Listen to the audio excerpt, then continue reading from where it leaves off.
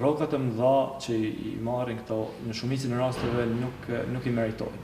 Nuk i meritojnë për shkak se këto kompani në shumicën e rasteve operojnë me humbje të përgjithshme, neto, dhe për mendimin tim nuk duhet që të mbështeten tutje, mirë po duhet të sankcionohen këta drejtues, këta udhëheqës.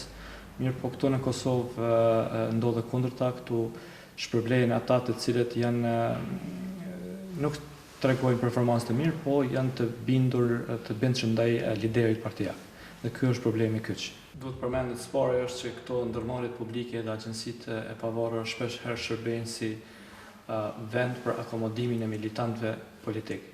Njerëz të cilët shpesh herë kanë kandiduar në zgjedhje, nuk kanë fituar apo janë shpenzuar politikisht, pastaj këta personat e njëjtë akomodohen në këto institucione.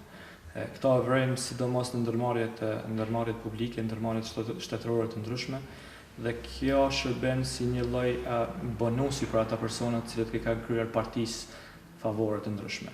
Në disa raste edhe 10 fish më të larta se mesatarja e pagës së Kosovës, dhe për fat keq këto paga nuk kanë lidhmëri me suksesin e ndërmarrjeve publike. Do të thotë, këto paga nuk lëvizin në varësi nga lëvizja e produktivitetit të punës. Dhe këto bordet me këto paga marramense po bëhen atraktive, edhe nuk është rast se këto borde kryesisht janë borde politike. Dhe për fat të keq, kjo është një pengesë e madhe edhe është burim i pakënaqësisë së njerëzve kur dëgjojnë për këto paga marramense, ndërsa në sektor tjetër publik pagat nuk janë as të larta, sillen rreth mesatarja dikon rreth 300 euro për të punësuar, dhe Kosova duhet të ndjek shembullin e vendeve tjera.